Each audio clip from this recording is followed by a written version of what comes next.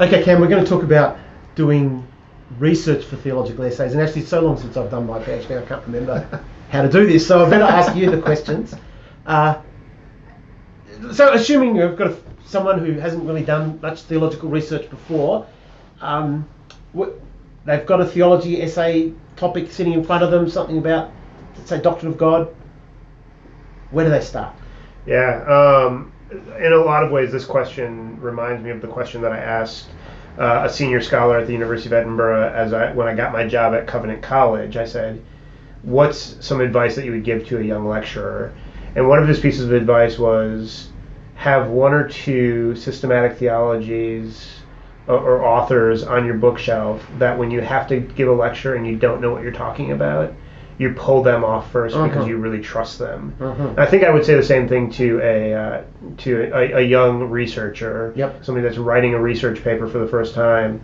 Have one or two people that you really, really trust, and when you have an essay on the doctrine of God, for instance, go to that volume and just pull it off, read what that person has to say, and then and it gives you a good basis for starting to collect your thoughts and think through where you're going to go from there. Part of that will be part of figuring out who you trust in a modern systematic theology will be who has your lecturer assigned you to read. Yeah, that's probably a good place to start. But so here we assign Horton's systematic as the basic systematic that most people are going to read. So go pick up Michael Horton and read his chapter on the doctrine of God before you move forward. So just get some orientation, even if he doesn't say very much about the particular question. Yeah.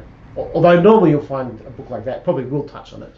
And a similar approach that's probably complementary that would be to get a good dictionary article. Again, go for a contemporary theological dictionary because you want to know where the debate's up to now, not just where the debate was up in the 1970s or the 1850s or whenever.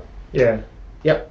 I mean, I think that with those theological dictionaries, the cool thing about them is that you can actually, after you've read the article, you can go to the end of them and they give you, for further reading, here's the places to go. And I mean, you've got, nowadays you even have things like the Oxford handbooks that not only give you the further reading, but they also give you all the footnotes to the journal articles or the dictionary articles. So it's really those are super helpful things. And a lot of the dictionary articles then also give you, here are some key ideas that are connected to this particular topic. Exactly. And so if you pick the doctrine of God, it'll have Trinity, Christology, and you'll be able to go and look at those things as well. And it'll have, that's right.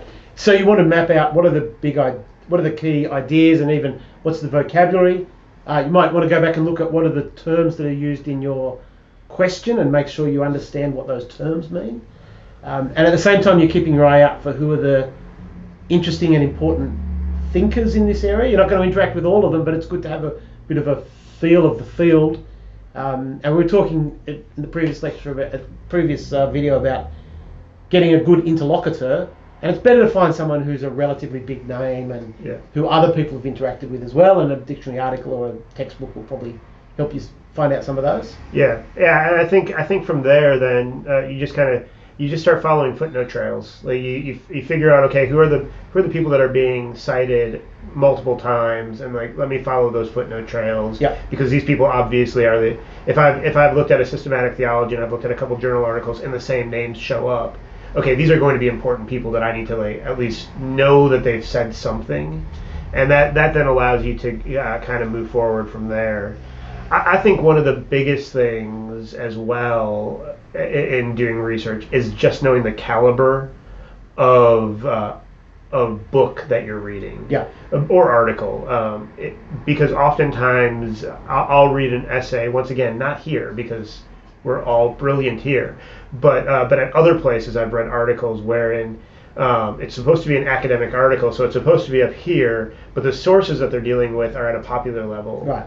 So I think knowing the caliber of research that you're trying to do, and part of that is just looking at the publisher. Okay, who are the publishers that I'm citing here? And it's not bad to cite a Crossway or a PNR or a Christian Focus or a Reformation Heritage book. It's not bad to cite them, but if that's all you're citing, you're missing. You're not going to write an essay that is interacting with the arguments that are up here.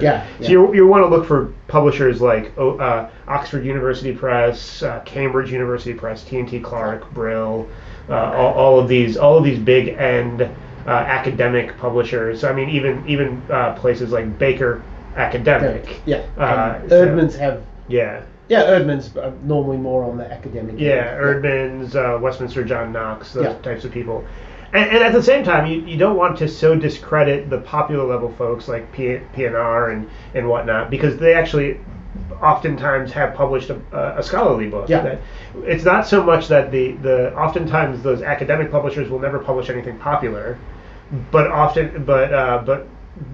we're seeing this with Crossway a lot more recently. Crossway is moving more into an academic, in a lot of their publications, more academic publishing as well. So one of the simple questions is to ask, who's the author? What are their qualifications?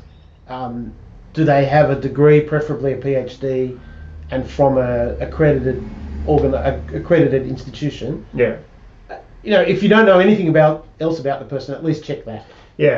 And then I mean, if all else fails, it's worth asking your lecturer or the librarian. Once again, I think that we so undervalue our librarians. They do so much work, and if you go to a librarian and say, "Is this academic? Is this popular?" they can help you figure that out. They certainly.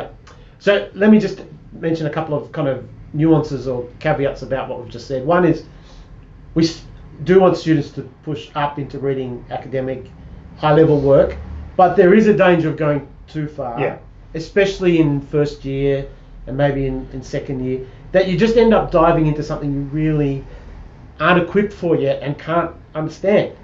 And so if you find yourself kind of drowning in things, it's worth checking with someone.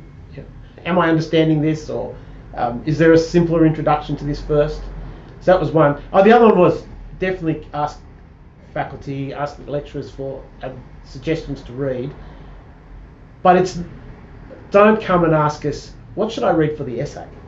Do a bit of work on the essay, clarify your question, what are the issues you're wrestling with, what do you want to look into more, and then come and ask, I've been thinking about the simplicity of God and classical theism debate.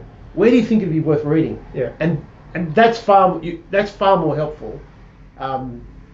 We'd give an answer that will direct you more helpfully. I mean, the number of times I've had a student in my office wanting to work through something that he or she have just read, and they're like, okay, I don't really understand the arguments that's being made here, so we're able to kind of walk through it together, and we're always happy to do that. That's great. And then the second time, the other thing is the number of times that I'm up in the library and I'm just walking around talking to students, and I'll see what they have on their desk, and I'll go, oh, have you looked at? And I'll point them to another, because they've already started their research. They know where they're going, and I want to help them see, okay, there's other stuff out there as well. So I think we're here as resources, and we want to help.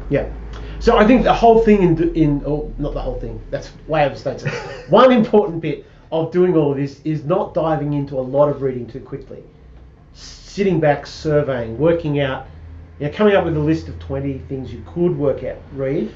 Then having a bit of a dip into them, and then thinning it down to the 5 or 10 or whatever that you are going to read.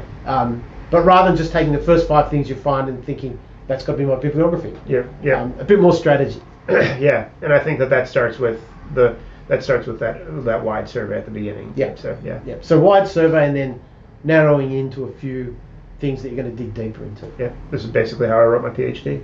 There we go. Good.